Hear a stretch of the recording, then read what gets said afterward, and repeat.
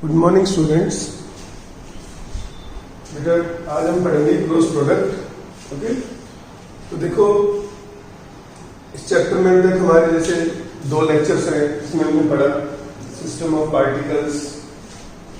Okay, system of particle से कैसे deal करेंगे कि हम सारे के सारे पार्टिकल्स एक जगह पर मान लेंगे सेंटर ऑफ मास पे।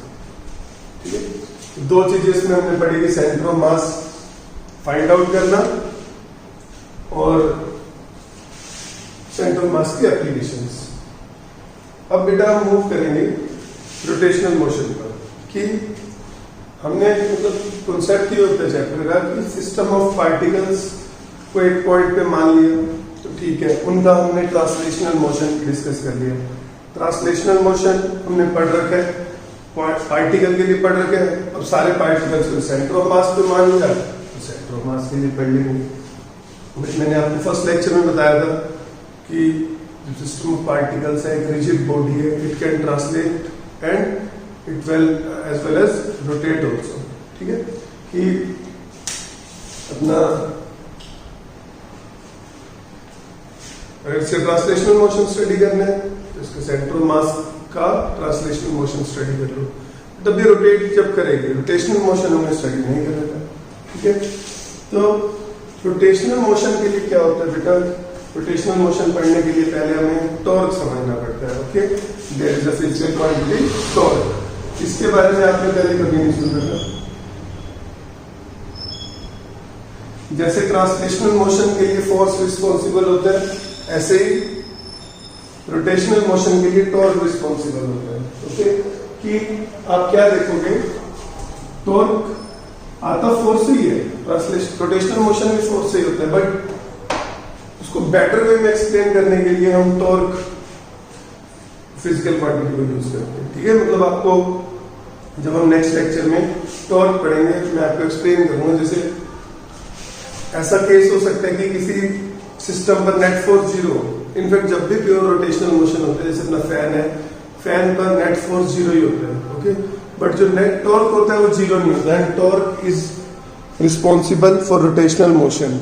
ओके, टॉर्क के कारण ही रोटेशनल मोशन हो रहा है। जैसे मैं एक एग्जांपल देता हूँ, आप किसी बोतल का कॉर्क ओपन करते हो। ओके, जैसे वाटर बोतल है और हम उसका कॉर्क ओपन कर रहे हैं, तो आपका थंब एक डायरेक्शन में फोर्स लगाएगा, फिंगर से एक डायरेक्शन में, उस पर नेट फोर्स जीरो होता है। ओके, फोर्स लग रहा है बट नेट फोर्स के जीरो, बट स्टिल वो रोटेट कर रहे हैं क्योंकि उसको कौन रोटेट करवा रहा है, टॉर्क। ऐसे जैसे हमारा डोर होता है रूम का, वो भी फिक्स्ड है, उस पर भी जब हम फोर्स लगाते हैं तो उस पर नेट फोर्स जीरो होता है बट नेट टॉर्क जीरो नहीं होता, इसलिए वो रोटेट करता है। ओके, तो ये टॉर्क में क्रॉस प्रोडक्ट आता है।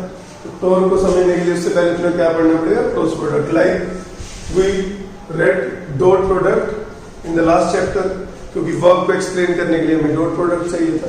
ओके, तो देखो क्रॉस प्रोडक्ट, क्रॉस प्रोडक्ट का एक और नाम है वेक्टर प्रोडक्ट, क्योंकि इसका रिजल्टेंट क्या आता है, वेक्टर ए क्रॉस बी। ठीक है, क्रॉस आएगा बीच में और ए क्रॉस बी क्या देगा हमें, एक नया वेक्टर। इसकी मैग्नीट्यूड की वैल्यू बात करते हैं कि ए क्रॉस बी किसके बराबर होता है, A B sine theta. Again theta is the angle between A and B.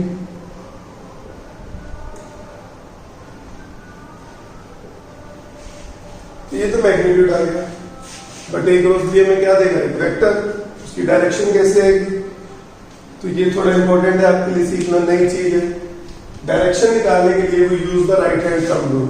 ठीक है, ये आप अपनी नोटबुक पे करना, जैसे मैंने यहाँ पर बनाया, आप अपनी नोटबुक पर बनाना इसको, और फिर मैं समझाऊंगा कि आप कैसे डायरेक्शन निकालोगे। तो क्या रूल होता है बेटा, जो रूल का नाम होता है राइट हैंड थंब रूल ही होता है। तो आप अपनी नोटबुक पे ऐसे ए वेक्टर बनाना, ये आपका राइट हैंड है, ऐसे ए की तरफ फिंगर्स रखना, जो वेक्टर पहले आता है, ए वेक्टर पहले है, ए की तरफ फिंगर्स रखो। ओके, और बी की तरफ रोटेट करो। तो आप अपनी नोटबुक पे जब ए की तरफ फिंगर्स रखोगे और बी की तरफ रोटेट करोगे, आपका थंब ऐसे नोटबुक पे ऊपर की तरफ आएगा। ओके, जैसे मेरा बोर्ड के लिए बाहर की तरफ आ रहा है, आउट ऑफ द प्लेन आएगा बेसिकली। आपकी नोटबुक ऐसे पड़ी होगी हॉरिजॉन्टली, ठीक है, तो आपका ऐसे थंब ऊपर की तरफ आएगा। तो डायरेक्शन क्या रहेगी, आउट ऑफ द प्लेन। तो जब out of the plane direction होता है हम उसे डॉट से डिनोट करते हैं। जैसे सर्कल बनाते हैं बीच में डॉट, ये बता रहा है कि डायरेक्शन ए क्रॉस बी क्या है, आउट ऑफ द प्लेन। फिर अगर बी क्रॉस ए देखें, 12th में बहुत ज्यादा काम आता है, इस चैप्टर में भी काफी जगह इसके बिना काम नहीं चलता, जब भी हम टॉर्क पढ़ेंगे इसकी रिक्वायरमेंट है अपने को, ठीक है। मतलब आप अभी 11th में ध्यान रख लो कि आपका हैंड 2 वेज में you will put on your notebook, या तो ऐसे, ठीक है, या फिर ऐसे, दो ही तरीके, ऐसे और ऐसे। 12th क्लास में और भी देखेंगे फिर आपको। तो अब पहला वेक्टर क्या है, बी। एक तो इसका मैग्नीट्यूड कितना हो जाएगा, बी साइन थीटा, कि ए क्रॉस बी और बी क्रॉस ए का मैग्नीट्यूड सेम है, ओके। अब बी की तरफ फिंगर्स रखो और ए की तरफ घुमाओ, थंब इनटू द प्लेन आएगा। इनटू द प्लेन को हम डिनोट करते हैं क्रॉस से, तो डॉट और ये क्रॉस, डॉट मतलब out of the plane, cross मतलब इनटू द प्लेन। तो जब आप अपनी नोटबुक में रखोगे, आपकी नोटबुक में आप बी की तरफ फिंगर्स रखोगे, ए की तरफ घुमाओगे, तो आपका थंब ना आपकी नोटबुक के अंदर की तरफ जाएगा, ओके। पहले वाले केस में ऊपर, सेकंड केस में नीचे की तरफ, ठीक है। तो डायरेक्शन क्या आएगी बी क्रॉस ए की इनटू द प्लेन। अब दो वेक्टर्स जिनका मैग्नीट्यूड सेम है बट डायरेक्शन अपोजिट है, तो उनमें क्या रिलेशन होता है, A cross B is equal to minus of B cross A. ये बराबर नहीं होते। Cross product do not follow commutative property, ठीक है, बात याद रखिए। फिर एक और प्रॉपर्टी भी लिख लो,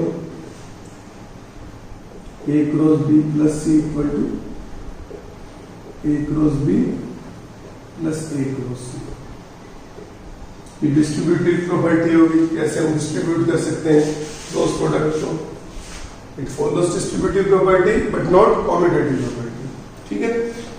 इसमें जो बेटा सबसे इंपॉर्टेंट बात याद रखनी होती है, मैंने डॉट प्रोडक्ट में बताया था कि सबसे इंपॉर्टेंट जो चीज होती है, सबसे ज्यादा काम आती है क्वेश्चंस में, जो हमें ध्यान में रहती है कि परपेंडिकुलर वेक्टर्स, जब भी कभी कुछ आए कि दो वेक्टर्स परपेंडिकुलर है, फोर्स और वेलोसिटी परपेंडिकुलर है, आपके माइंड में कभी ना कभी डॉट प्रोडक्ट आना चाहिए कि परपेंडिकुलर वेक्टर्स का डॉट प्रोडक्ट क्या होता है, 0, okay.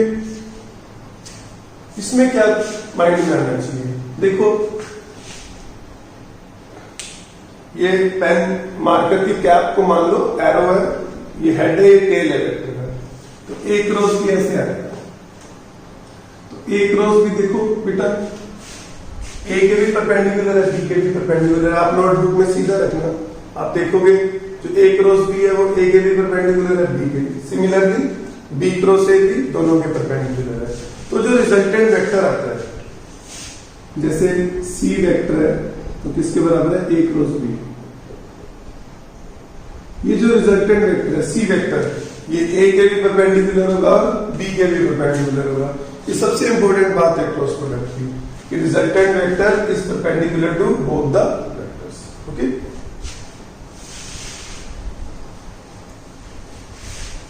Right hand thumb rule सीखना है, और ये जो बात मैंने बोली है याद रखनी है।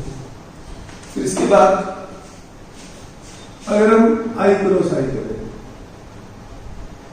देखो बेटा ये तो आपको पता ही है कि साइन थीटा कब कब 0 होता है, साइन थीटा 0 डिग्री पे 0 होता है और 180 डिग्री, मतलब जब दोनों वेक्टर्स सेम डायरेक्शन में आएंगे क्रॉस प्रोडक्ट 0 हो जाएगा। जब दोनों वेक्टर्स अपोजिट डायरेक्शन में होंगे, यहाँ पर एंगल 0 है, यहाँ पर 180 डिग्री है, सेम डायरेक्शन में, तब भी आपका क्रॉस प्रोडक्ट 0, अपोजिट डायरेक्शन तब भी आपका क्रॉस प्रोडक्ट 0, ओके। ये इंपॉर्टेंट बात है, ये भी ध्यान रखनी है। अब अगर हम आई क्रॉस आई करें, मतलब there are two vectors same vector same direction, तो आई क्रॉस आई क्या आएगा, 0। J cap dot J cap करोगे 0, के कैप डॉट के कैप करोगे 0। हमने डॉट प्रोडक्ट में पढ़ा था आई डॉट आई वर्ग, और यहाँ पर आई क्रॉस आई क्या हो गया 0, because both the vectors are in the same direction, okay. मतलब अगर ऐसा भी आ जाए 7i क्रॉस 5i तो क्या हो जाएगा 0, ठीक है।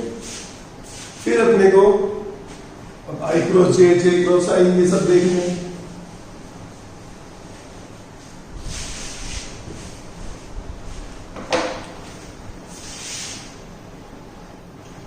आई कैप क्रॉस जे कैप, आई और जे में कितना एंगल है 90 डिग्री, ठीक है।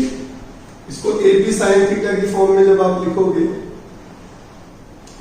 ए क्या है मैग्नीट्यूड 1, बी क्या है मैग्नीट्यूड 1, एंगल कितना है 90, तो आई क्रॉस जे का मैग्नीट्यूड तो बनना जाएगा कि ए बी साइन थीटा करोगे तो मैग्नीट्यूड विल बिकम 1, क्योंकि आई का भी मैग्नीट्यूड 1, जे का भी मैग्नीट्यूड 1 और एंगल के दोनों के बीच में 90 डिग्री। डायरेक्शन क्या है, ठीक है। तो डायरेक्शन के लिए बेटा आप right hand thumb rule use करके देखना, और इसके लिए रूल भी होता है वो मैं आपको बताऊंगा। देखो कैसे, एक्स वाई, आई कैप इधर, जे कैप इधर है, आई कैप क्रॉस जे कैप करोगे किधर आ रही डायरेक्शन, जेड एक्सिस में, पॉजिटिव जेड एक्सिस में, मतलब आपको आई क्रॉस जे क्या देगा, के देगा। बट अपने को आई जे के टाइम पर ये सब right hand thumb rule use नहीं करना पड़ता। इसके लिए बस छोटी सी चीज याद रखोगे, आई जे के को लिख लो क्लॉकवाइज डायरेक्शन में, एरोज बना लो क्लॉकवाइज डायरेक्शन में। जब भी आई क्रॉस जे करोगे तो के आ जाएगा, जे क्रॉस के करोगे क्लॉकवाइज में चल रहा हूं मैं, आई क्रॉस जे से के आ गया, जे क्रॉस के से आई, तीसरा वाला आएगा के क्रॉस आई से we will get जे। अब अगर उल्टा चल रहे हैं, मतलब मैं आई क्रॉस जे कर रहा था, क्लॉकवाइज चल रहा था, उल्टा जाओ जे क्रॉस आई करो, उल्टा जाओगे तो माइनस आ जाएगा। जे देखो आई और जे तो आना तो के ही है, अब या तो प्लस के आएगा या माइनस के, क्लॉकवाइज चलोगे तो प्लस के, एंटी क्लॉकवाइज चलोगे तो माइनस के। जैसे के क्रॉस जे करो माइनस आएगा, ठीक है। और ये ऑब्वियस सी बात है, आई क्रॉस जे और जे क्रॉस आई का क्या रिलेशन होगा, मैंने बताया था A cross B is equal to minus of B cross A, ये चीज यूज करते हैं इसके लिए, ओके। तो इसमें लास्ट देखो, लेकिन हमें ए वेक्टर दे रखे हैं, A X I cap plus A Y J cap plus A Z T cap, B vector दे रखे हैं,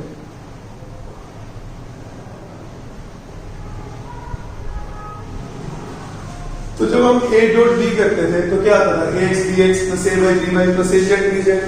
पर हमेशा याद रखना बेटा, डॉट प्रोडक्ट स्केलर क्वांटिटी देते हैं, क्रॉस प्रोडक्ट वेक्टर क्वांटिटी देते हैं।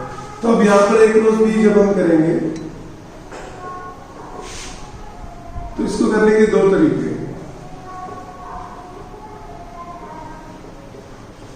Cross dx i cap plus by j cap plus bz k cap, या तो 1 बाय 1 करते रहो, डिस्ट्रीब्यूटिव प्रॉपर्टी यूज करो, ax i कैप इन तीनों के साथ होगा, ये इन तीनों के साथ होगा। जैसे मैं ax का करके करता हूँ, ax i cap bx i cap क्या हो जाएगा 0, i cap cross i cap क्या होता है 0, ax तो by को करेंगे तो क्या आएगा प्लस ax by, और आई क्रॉस जे क्या देता है के, उसके लिए वही यूज करना है आई जे के। तो ax को by के साथ वाले के साथ क्या, तो आई क्रॉस जे आता है, आई क्रॉस जे मुझे के देगा। फिर किससे करना है, आई कैप को के कैप के साथ, आई क्रॉस के करोगे आप, आई क्रॉस के क्या देगा माइनस जे, तो क्या आएगा माइनस ax bz जे, या दर से 1 बाय 1 कर सकते हैं, ठीक है। अदरवाइज एक इसके लिए और रूल बनाया गया, ए क्रॉस बी किसके बराबर होगा, ऐसे डिटर्मिनेंट बना लो। कुछ बच्चों ने पढ़ा होता है कि जो मैं लिख रहा हूं this is called determinant, maths में आता है ये इसके बराबर होगा। इसको डिटर्मिनेंट को सोल्व कैसे करते हैं देख लो, कि आपको शायद हो सकता है 2 बार इस चीज को देखना पड़े, जो मैं बता रहा हूं। ऐसे लिख लो कि आई जे के लिए किया A X A Y A Z B X B Y B Z plus minus plus लिख लिया। ये किसके बराबर होगा देखो, ऐसे सोल्व करना ना तो आसान है। आई कैप लिख लो पहले, प्लस है तो प्लस आई कैप लिख दिया। आई कैप जिस लाइन में लाइन डिलीट कर दो, ये वाली लाइन में डिलीट कर, ये चार चीजें बच गई अपने पास। अब क्या करो, इधर से जाओ left to right, A Y B Z minus A Z B Y. हम हर किसी में यही चीज करते रहेंगे। ओके, कि ये दोनों डिलीट कर दी, this into this minus this into this. अब जे कैप है बट उसके आगे माइनस है, तो माइनस जे कैप, जिसमें जे कैप है वो डिलीट कर दो, ये दोनों, ये चार रहेगी, ये वही this into this minus this into this, A X B Z minus A Z B X. फिर क्या है, प्लस के कैप। अब जिसमें के कैप, ये वाली लाइन डिलीट कर दो, ये चार रहेगी, फिर this into this minus this into this.